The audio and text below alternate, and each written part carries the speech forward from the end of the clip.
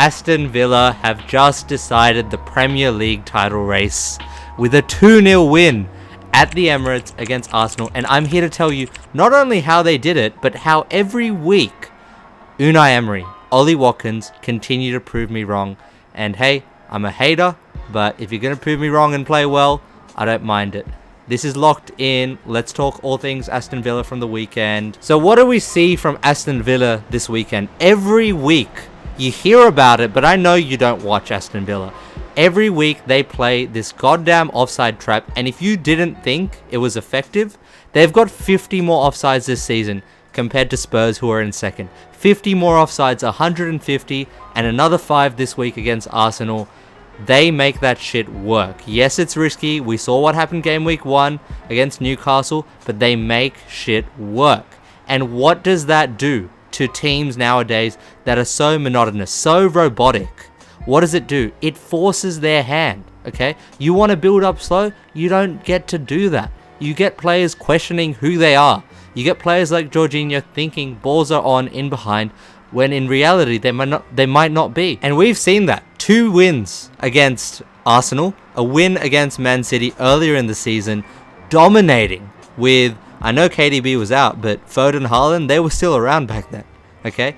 Lots of performances this season that your monotonous teams like Brighton, Man City, Arsenal, that are very robotic, they're going to struggle with. And there's a team that is thriving on chaos that, you know, we beat them twice. And that defense gives you a platform. But this weekend, forget about Aston Villa for a second. It was all about moments. Dean Henderson versus Liverpool. So many saves.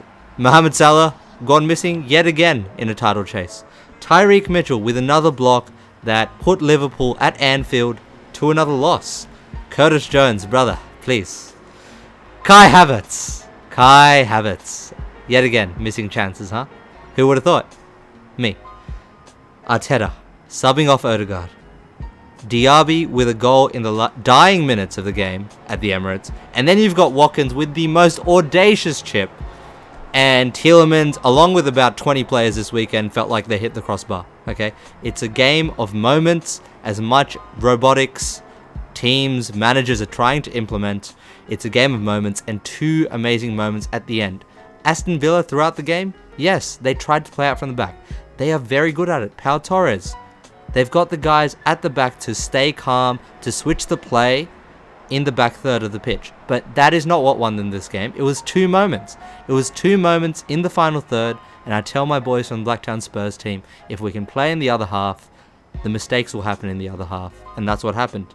2 mistakes from Arsenal, Jorginho losing the ball for the second, and the first, I don't know who you want to blame, but someone is to blame. But Unai Emery walks away from the Emirates with a 2-0 win. And let's talk about Unai Emery for a second, because did you think this would happen? Did you think a journeyman manager, that is what he is now, by the way, after Sevilla, PSG, Arsenal, Villarreal, now at Aston Villa, did you really think to yourself, this is what we'd be getting? He'd be a project manager, someone that you can actually build with. Because I did not see this shit coming, you know. For me, he's a villain. He's a villain at heart. He is what Jose Mourinho would probably love to be in a more modern sense. He is everything that fun people probably don't like about football, but he makes that shit work. And going along with that thought about Jose Mourinho, what did Jose say when he was at Man United? Don't call me a manager. I am simply the head coach, okay? That is something that he echoed when he was at Manchester United. That is something that Jose actually echoed when Emery got sacked from Arsenal and he was the Spurs boss, okay? There is this sentiment that Unai Emery was not the right guy at a lot of places. And finally he's found somewhere that he can build with. Aston Villa have been great this season. Great in the past few seasons at not only spending the Grealish money, but spending that money to get ahead.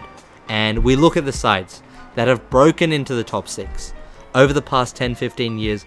A lot of them have been able to repeat it, but none of them are there to this day. You're looking at Newcastle, Aston Villa, the new kids on the block. Are they going to be able to sustain it? Like, I guess the last example is Leicester. And I think Aston Villa compared to Newcastle, you're seeing enough there. You're seeing Emery with the experience of managing at this level, managing midweek games, which is something that Eddie Howe never had. And and I guess in that sense, they are a modern day Leicester, because what does it take to take down the top 6? Because as much as me and you love Leicester, you can't do this shit without money these days. And relatively speaking, relative to the Newcastles, the Spurs, the Manchester Uniteds, Aston Villa is that team with a little bit less money. And now, some people doubted him. Ollie Watkins, Aston Villa's number 9, number 11, whatever you want to call him, leading the charts for goals, leading the charts for assists in the Premier League, doing everything he can to make sure they get Champions League football this season. Some people doubted him. Some people said he was just mid-table fodder. It was me. It was me. I didn't think this would happen. And as I said, every week, Unai Emery, Ollie Watkins prove me wrong. And I'm happy when players do it the right way. Okay? You look at Ollie Watkins. The criticism I feel with so many young Premier League strikers is the question, can you do both? Can you be a threat in the box, and can you help your team outside of it? And for so long, Ollie Watkins, that was the question. He looks up to guys. He looks up to guys like Harry Kane. And people remember Harry Kane for his goal scoring. Yes, it's cute every now and then what he does outside the box, but you wouldn't care if he wasn't able to cement himself as a Premier League goal scorer. And that's the step Ollie Watkins has taken this season.